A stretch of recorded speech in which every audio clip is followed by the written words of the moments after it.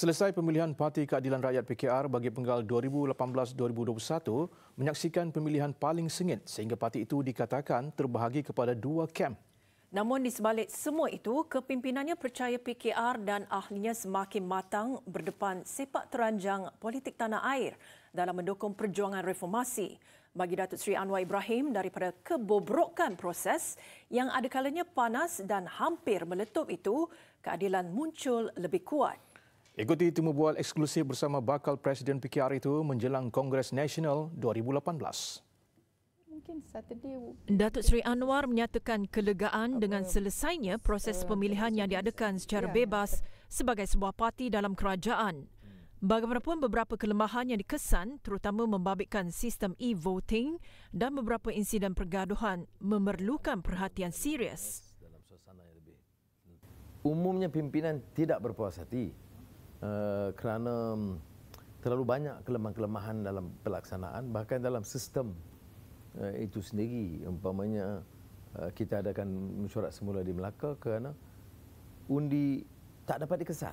Bagi saya yang celik komputer sedikit, tahu kalau tablet je digunakan wajib dan tak boleh lagi. Tetapi dalam kes ini kita undang pakar dari luar, mereka tak dapat kesan. Maknanya ada gangguan awal. Jadi kita pilih semula sambungan.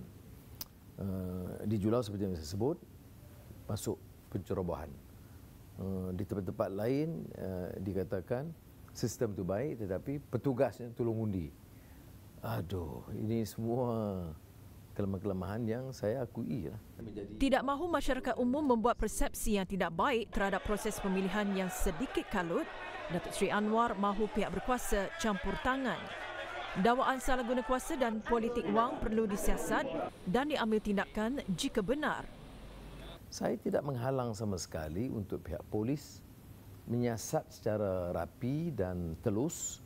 SPRM pun begitu. Tentu satu pihak ini mau SPRM cek pihak ini dan sebaliknya, tapi SPRM harus tidak mengira soal kumpulan. Ada dakwaan kerana MC atau Sujunjara Komunikasi, SPRM, polis biar dia teruskan dalam penyiasatan. Apapun keputusan telah dibuat dan siapa layak telah dipilih untuk mengemudi PKR.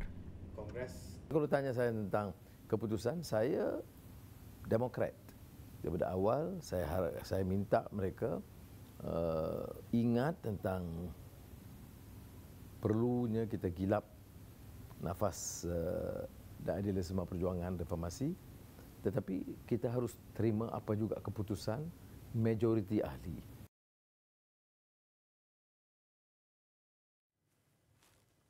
Dalam temu bual itu juga, Datuk Seri Anwar mengakui wujudnya kem tertentu yang pada mata kasarnya membuat PKR terbahagi dua.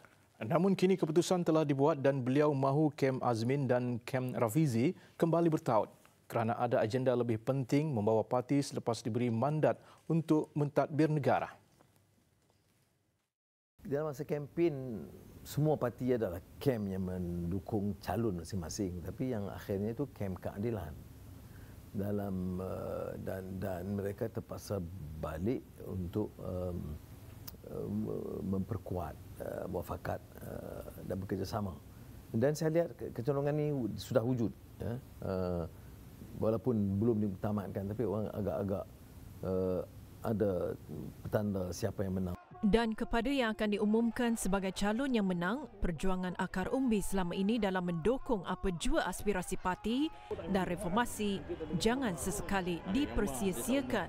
Saya tidak fikir terlalu banyak masalah, kan saya kenal kedua-dua calon ini dengan dekat dan mereka tentunya mengutamakan parti.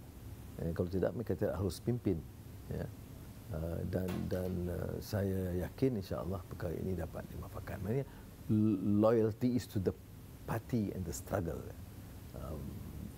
Bukan maknanya ada yang orang kaitkan agenda lain dan sebagainya. Tidak. Kalau itu, setakat yang saya lihat, nampaknya ada minat dan kecenderungan untuk memperkuatkan parti. Saya fikir setelah pilihan raya yang lalu dan dengan proses pemilihan yang melibatkan akar umbi seluruh negara yang belum pernah berlaku dalam sejarah kita, begitu ramai, saya lebih yakin, lebih optimis tentang masa depan parti. Begitu juga dengan peranan susuk tubuh ini. Rafizi Ramli mempunyai jasa dan pengalaman yang tidak harus diketepikan oleh parti. Walaupun tidak berjaya dalam perebutan jawatan nombor 2, peranan bekas ahli Parlimen Pandan ini masih diperlukan. Daripada awal saya katakan yang menang kalah itu dalam jawatan yang dipertandingkan dan persaingan itu juga kuat.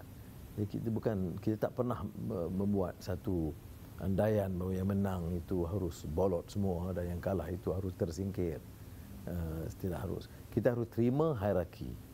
Kita harus terima dan hormati keputusan. Dan keputusan itu ialah meletakkan pemimpin di jabatan tertentu, bukan untuk menyingkirkan orang.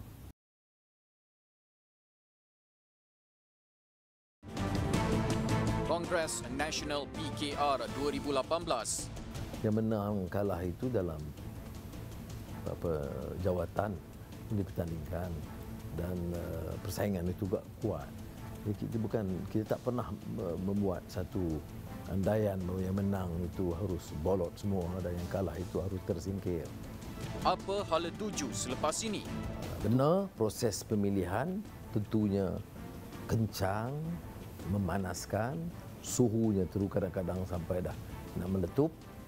Tetapi pemilihan sudah berakhir. Bersama Datuk Seri Anwar Ibrahim dalam Buletin Utama,